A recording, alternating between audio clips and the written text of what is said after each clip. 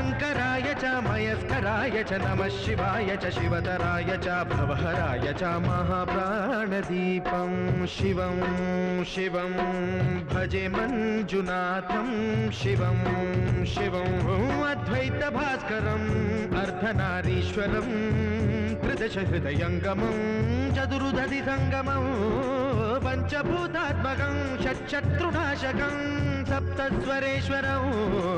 अष्टसिद्धीश्वरं नवरसमनोहरं दशदिशासु विमलम् मेकादशोज्ज्वलं मेकनाथेश्वरं प्रस्तुतिवशङ्करं प्रणतजनकिङ्करं